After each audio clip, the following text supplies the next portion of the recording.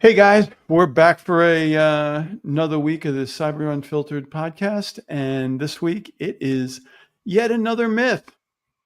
A lot of people, we talk to a lot of people, and people say, "I'm compliant, so I must be secure." I don't know. How often do you hear that? I hear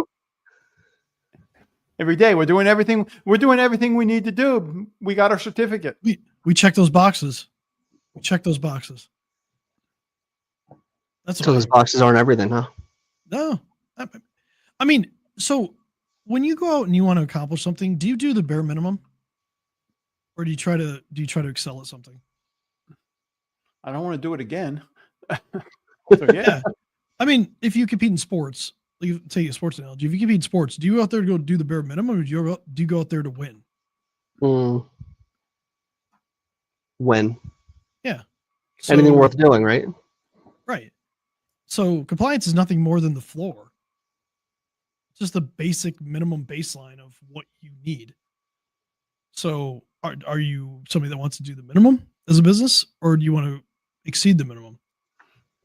Well, and would I be right in saying compliance is more about protecting client data and things like that? Not really necessarily protecting your business itself or recovering.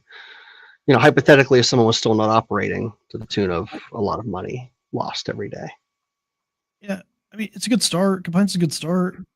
It should significantly reduce risk. It should demonstrate that you do due diligence. But is it security? Not really. Security is kind of like a continuous effort. And you're trying to stay ahead of all these evolving threats against your business. Like compliance is just literally like a point in time checklist. So we were talking before about an analogy. A good analogy for compliance is like, if you have a cruise ship, you are required to have a minimum amount of lifeboats on the ship, correct? Sure. Does that stop your ship from hitting an iceberg? Not at all. No. So compliance, yeah, it reduces risk. It demonstrates a little bit of due diligence, but it doesn't actually prepare you for everything that can happen, which, it's just one of those things we hear all the time. Mm-hmm. Or I like the other way that this goes. Nobody's going to come after me anyway.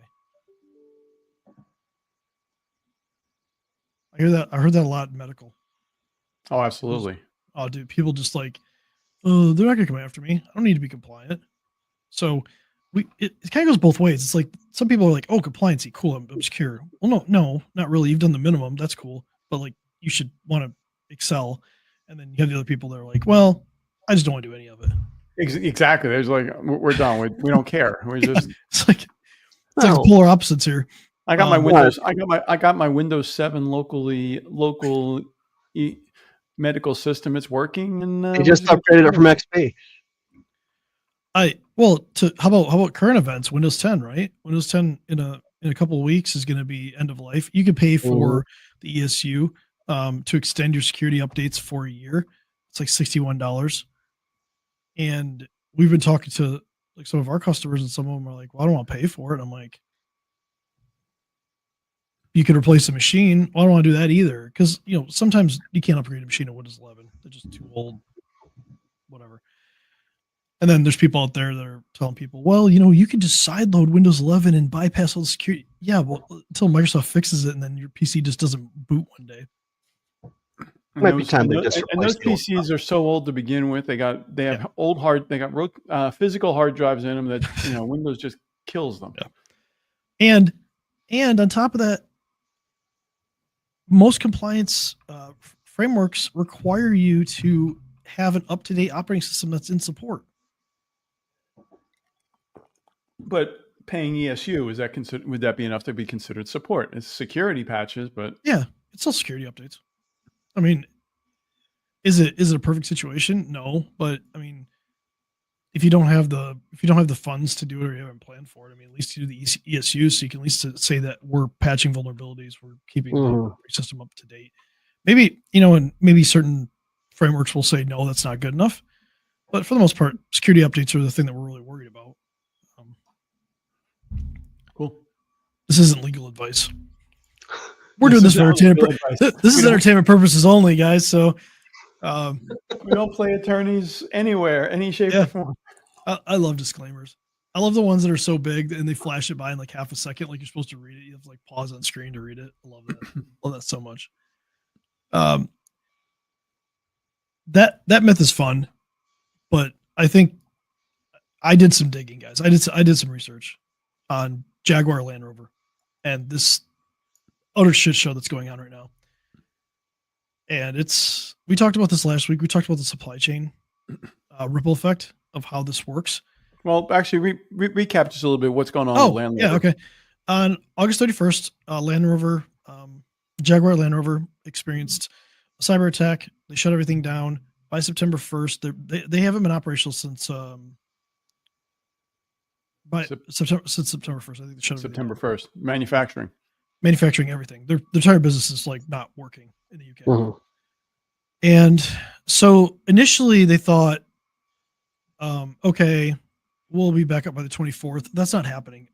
October 1st right now is the earliest that they're talking about being back up and running. So that's going to make it a month. The whole month of September done. And It's incredible. And initially they said there was no data loss. And then 10 days in, they said, well, never mind. There's data loss. So it's also a breach situation. So they're working with third parties on this and stuff like that. The thing is, their manufacturing plants are all connected. So this is just in time delivery for parts. These are like highly connected devices that they can't bring online right now. So they're sitting here, can't work, can't produce anything. And if you pull like their data on how much they're losing per day, it's awesome. Not awesome in a good way. So wait a minute. So they've been shut down for a month. So that's 8% of their manufacturing capacity for the year is gone. Yeah. Well, it will be because we're a little early on the month. We're a couple days away. If October 1st is the day they start back up. Right now, it gets better too. But let's talk about the key facts right now. There's 1,000 vehicles right now stuck on their production lines. This is from news sources. They're losing between 5 and 10 million pounds a day in profit. Just profit. It's about 75 million pounds of revenue per day. Wow. Yeah. It's, right now, incredible. It's incredible. But like everybody thinks a lot of like, people don't, I think, realize the ripple effects that goes through the supply chain. So when you look at the supply chain situation with this, there's 30,000 people that are directly employed by JLR, Jaguar Land Rover in the UK. So that's 30,000 people, right? They say it could be as high as 33,000. Well, let's just pick 30. It's an easier number to look at. The supply chain ecosystem that supplies parts and things like that to them is between 100,000 and 200,000 workers. Uh-oh. Now we got a problem. When you extend beyond that, the dependent economies on everything is about another 60,000 people they're relying like the secondary economic activity generated by the employees and the suppliers. You're north of 200,000 people affected by this, at least maybe 300,000. A lot of their suppliers are small businesses. They may not survive. So now you have a different situation. How does Land Rover Jaguar come back online if their suppliers go out of business while this is happening? So there's talk in the UK, like they're like, well, what are they supposed to do? I mean, are they going to loan these people money to keep running while Jaguar Land Rover? I mean, honestly, Jaguar Land Rover should be the one doing it. Let's be real. But that's a whole other ball. Well, and that's the other thing that we saw. I'm not sure, is do they have insurance to cover this? Oh, I'm glad you asked that. The answer is no. When I saw that, I was just like, you got to be kidding me. Like, can this get worse? Oh, wait, there's more. Yes. There was a report from the insurer that they had failed to finalize their cyber insurance policy before the attack happened, which means they are directly responsible for all this, all of it. 100% of this catastrophic cost is on them and their parent company, Tata Motors. 100%. That's going to hurt. This is incredible. Just their cash burn in September is probably going to be close to $1 billion. B with a B. B, yeah, B, not million. Yeah. Someplace close to $1 billion. No Christmas bonus for the execs. No. And there's another part to this that I don't think they want to talk about. So Tata Motors has Tata Consultancy Services, which is like one of the largest IT companies in the world because it's affiliate to them. JLR, because they're owned by Tata Motors, signed a 5-year contract worth $800 million with Tata Consultancy Services, who also was a consultancy service for Marks and Spencer's, who had a cyber attack early in the year, and Co-op in the UK, who had another cyber attack. All of this comes back with Tata Consultant Services in the mix. To what level? Not entirely sure. It looks like Jaguar Land Rover had outsourced some of their cybersecurity stuff to them. We don't obviously know the details of the contract, but it keeps getting worse. But there's more. Yeah. Oh wait, there's more. I'm just gonna I'm gonna stay on top of this, honestly, because this is like a story that take where I'm at, right? So I'm in Metro Detroit, automotive rules manufacturing here. Like a lot of customers that I know of, their major supplier is one of the auto manufacturers. Now some will work with multiple ones, but let's say like their customer is the auto manufacturer, or maybe it's a tier one, maybe they're tier two, it's tier one supplier. It's a supplier then that goes directly to the auto manufacturer. Think about your business risk there. Like all these places that were providing to Jaguar Land Rover, they didn't think that they would ever have a cyber attack that would take them down for a month. So their supply, like if your customer base is only 1 or 2 customers, think about the risk if that one of those 2 customers has a cyber attack like this. Can you survive? What's your contingency plan? Do you have enough money stored away that you don't have to furlough all your employees?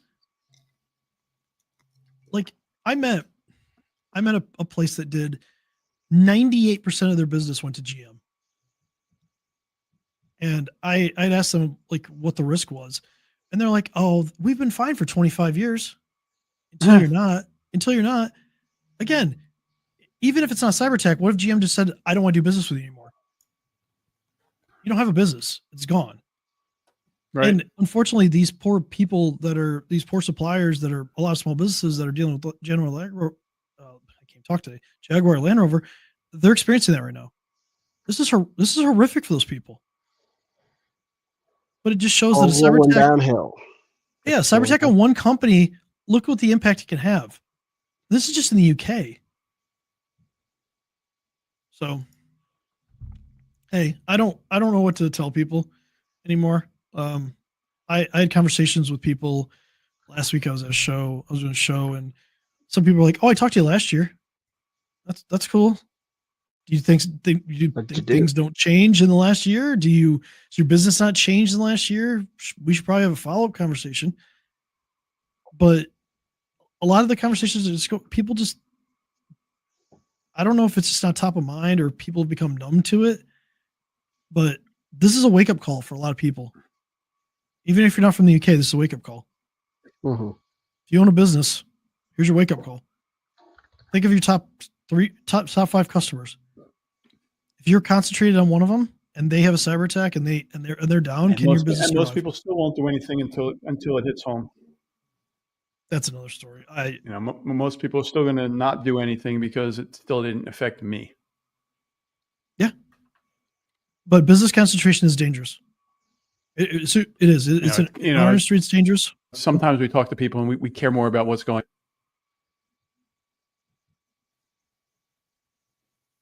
Yeah. So anyway, I'll stay on top of this. That's 15 minutes, guys. I think we got our 15 minutes of fame here. I'll stay on top of this. I'll probably. I'll have more information over the next couple of weeks, probably, knowing how this is going. So. Yeah, I think this Jaguar story is going to go on, and they'll there's still they'll get back online. Then there'll be the forensic work that the forensic reports that come out, and then they're not a U.S. company, so you're not going to find too much locally, but I'm sure you'll find something. So anyway, catch everyone next week, and we're here to help. We're here to help you stay safe. If you have something going on, if you want to talk about how secure you really think you are, want to sleep better at night, reach out to any one of us. Let's have a conversation. Talk is cheap. Anything else, guys?